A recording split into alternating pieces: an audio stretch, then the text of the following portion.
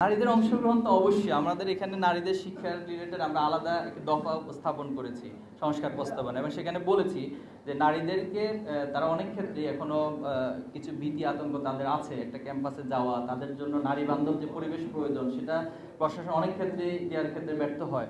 তো এই বিষয়গুলো প্রশাসনের পক্ষ থেকেও যেন জোর প্রচেষ্টা নেয় এবং নারীদের নিরাপত্তা নিশ্চিত করে আমি মনে করি বিশ্ববিদ্যালয় প্রশাসনকে যথাযথ ব্যবস্থা অবশ্যই নিতে হবে। অবশ্যই আমাদের প্যানেলে নারীর অংশগ্রহণ থাকবে, শুধু নারী নয় আমাদের প্যানেলে ইনশাআল্লাহ আশা করি অন্য ধর্মের অর্থাৎ অমুসলিমও থাকবে।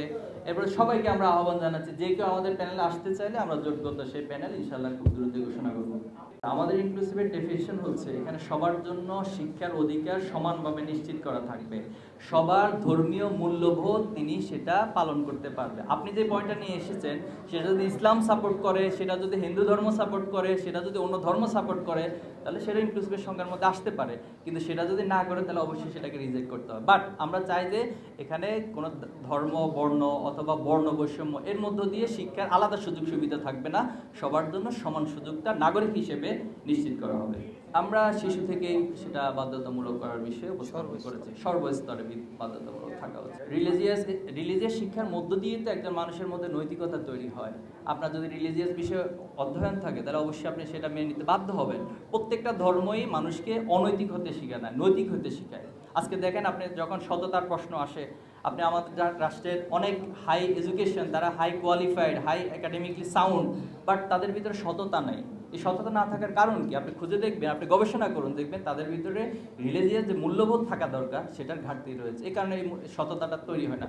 তা আমরা মনে করছি যে এই রিলিজিয়াস এডুকেশনের মধ্য দিয়ে আশা করি তাদের ভিতরে এই মূল্যবোধগুলো তৈরি হবে। দেখুন, মাদ্রাসা শিক্ষার একটা ইতিহাস রয়েছে, একটা উদ্দেশ্য মাদ্রাসা শিক্ষা তৈরি হয়েছে, কিন্তু দুর্ভাগ্য হলো বিগত ফ্যাসিস্ট সরকার এই মাদ্রাসা শিক্ষাকে অগ্রাধিকার দেয়নি, বরং মাদ্রাসা শিক্ষা যেন আরও ভঙ্গুর হয়ে যায় সেই কার্যক্রমগুলি তারা চালিয়েছে। এখন ফাজিল কামেলে দেখুন আপনি যারা পড়ছে তাদের ক্লাসগুলো নিয়মিত হয় না, এবং এখানে এটাকে একদম ঐচ্ছিকভাবে তারা জাস্ট একটা সার্টিফিকেট নির্ভর পড়াশোনা হয়ে গিয়েছে।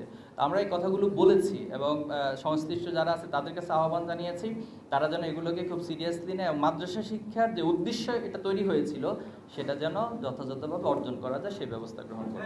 আমাদের দাবি উত্থাপন করেছে, এখন সেটা প্রশাসন সেই দাবির প্রেক্ষিতে যাচাই বাছাই করবে, শিক্ষার্থীদের কাছ থেকে মত নিবে। যে কোনো সিদ্ধান্তটা আসলে আমি একটা বলেছি এটার উপরে সিদ্ধান্ত হয়ে যাবে বিষয়টা তা না, এটার সংশ্লিষ্ট যত ধরনের স্টেকস আছে সবার মতামত নিয়ে প্রশাসন সেটা সিদ্ধান্ত নেবে, আমরা সেটাই আহ্বান জানাবো। এখানে কোনো সংস্থা কোনো কিছু না, আমরা সবাইকে আহ্বান জানাচ্ছি যে কেউ যদি ছাত্র শিবিরের সাথে জোটগতভাবে প্যানেলে আসতে চায় আমরা সবাইকে ইনভাইট করছি, আমরা যাচাই বাছাই করে আলাপ আলোচনা করে সেটা ফাইনাল করবো।